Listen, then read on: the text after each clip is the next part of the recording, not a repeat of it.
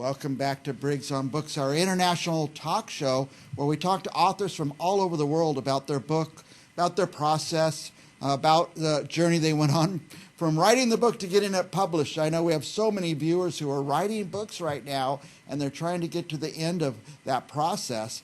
I like to bring on people who've done it, who've written a book and gotten it published, and hear a little bit about their journey and their story. Our next guest did just that, maybe several times. Welcome, Jean Burgess, author. Where are you, Jean? Well, I live outside of Baltimore, in central Maryland. And by the way, here's the cover, The Summer She Found Her Voice. Tell us a little bit about the book. Yeah, gladly. So The Summer She Found Her Voice, a retro novel, takes place in 1978, hence a retro novel. And it tells the story of a young girl living on the eastern shore of Maryland, right what you know, right? She's, when the readers meet her, she's heartbroken. Her boyfriend just broke up with her. Well, actually, she found him cheating. So it's very relatable to a lot of young women. So by chance, she opens a newspaper, a local paper, and she sees an ad for a swing band, for a singer of all things, and it's located in Baltimore's Little Italy, this band, King Vito's Swing Band. And completely out of character, she decides to go for it and joins this touring swing band. But really the book is about a journey of self-discovery for this young woman. And so hence she begins her journey. And about how old was she in 1978? Yeah, so she was 23.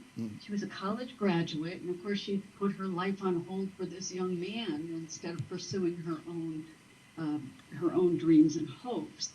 Yeah. And so a lot of this is that sort of, reflecting on that. And while the book sounds like it's just going to be a bunch of episodes about behind the scenes touring, kind of fluffy, if we think about the late 70s, there are a lot of themes that I wove in about that time period. So it is a period fiction, historic fiction. It's not exactly historic fiction, but a period fiction where I wove in emerging feminism, the racial intolerance of that period, people seeking spiritual answers, to questions, things like, if you think about that, that's when transcendental meditation kind of came into the picture, Eastern philosophy. So all those kinds of themes were woven in. And if you think about those are things we're still dealing with today. So it's very relatable in terms of that as well. Well, I'll tell you why it's relatable to me is because that is my era. That is when I was about that age and that year. So it'll be fun to go back and look at things that were iconic for the period that come in the book, and I'll be going, yeah, that's right. That was in that period. So I think it'll be fun. And I'll tell you that a lot of people who are reading it are having fun that way. It's nostalgic. It's that sort of vintage. And retro is kind of in right now. Daisy Jones and the Six is a television series right now, and people are going, "Oh yeah, I kind of like that." Yeah, Look back, whether they are our age or whether they're even younger folks. I'm kind of getting this two audiences. I don't think I would like to think of the 70s as retro, but I guess it's contemporary, isn't it? I'm very sorry, but it is.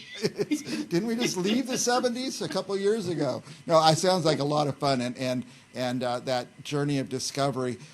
Besides old people like me, who's this book for? Who's going to read this book? Well, it is a coming of age genre, and a lot of folks do love that. How does she find her voice? How does she struggle with that? There's a couple of moral and ethical challenges that she faces while she's on the road with the band. So folks who like that coming of age and the struggles and can relate to that will like this.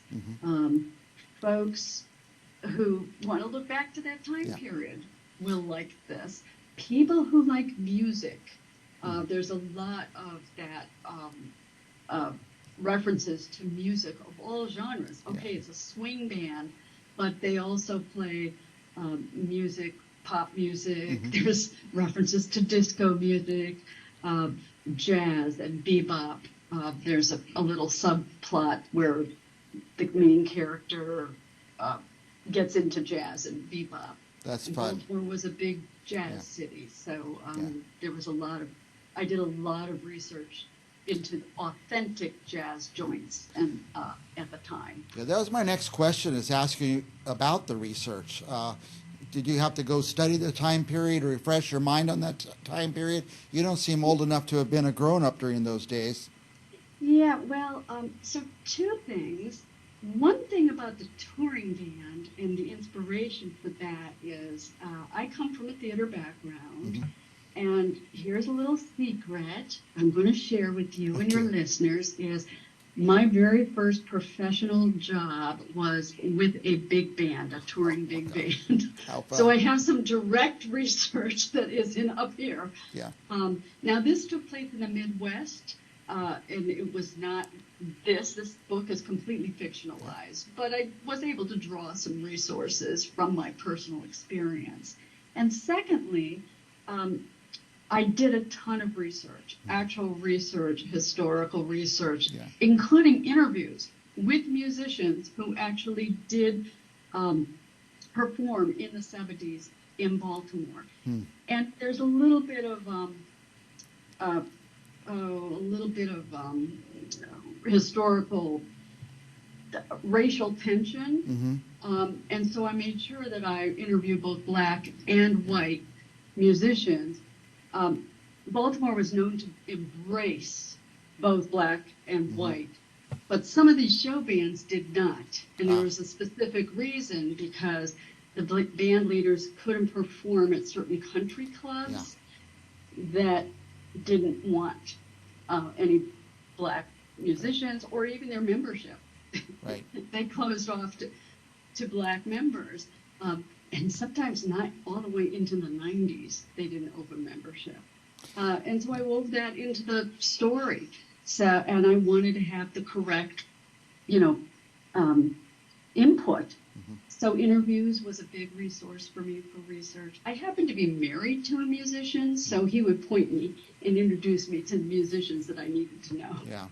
My kids, for example, are in their 30s, but they weren't born until the 90s. So they probably have no idea how the racial tensions were in the 70s. That'll be an interesting perspective for them. So I would look forward to... Thank you so much for saying that. That's why I felt this book was important. Yeah. Yes, it's a fiction and it's kind of a fun read, and yes, we look back, but I did weave in that important reality. I thought it was important. I don't know if you like to hear this or not, Jean, but it sounds like it could be a movie. Oh, I would love, who wouldn't love that? Any author would love to hear that. So who do you know? I don't know. All of our viewers watching, check out this book. We're running out of time. They're signaling me already, Jean, but tell me, we have your web address up there. What will our viewers find at your website? Yeah, well, they'll find my other book, but this is the important one. Yeah. So, yeah, on my website, you can also connect with me on my website, and you'll find all the different ways to get this book. Of course, Amazon, bookshop.org, all the online resources. It's distributed widely. So, yes, find it. Well, find me. I'll say this for you because I just did this. I went to Amazon, put in Jean Burgess, and up you pop. It's not like any confusion. And there's another book, something about stage direction, a nonfiction book. So what was the title, by the way? It's called Collaborative Stage Directing, and it's a textbook. So if you have if there's any theater lovers out there, it's a great resource. Might be great for a collection. Anyway, Jean, sure appreciate your time. Any last thoughts for our viewers? Get the book. Get the book. I always set up the authors to say, buy my book, and few say that, but then I say it for them. And by the way, I will say this because I'm fascinated by the subject, and just what little I read about the book is I can't wait to get it. And I'll tell our viewers, don't go and click to order one. Order 5 of them and give them away. I love to give away books. And Lovely gift. anytime I have to do a host gift or a little birthday gift or Christmas gifts, I like to have a lot of books on hand, and this would be a good one for that. Thank you, Gina. Hope you'll come back again and talk to us again. Oh, this was delightful. Thank you. I forgot to ask you this. Is there another book going on in your head? Sequel. On the way. Sequel, very good. All right. For our viewers, don't go anywhere because we have more authors coming up right after this. And our guest has been Jean Burgess. Thank you, Jean, and we'll be back with more right after this. Thank you.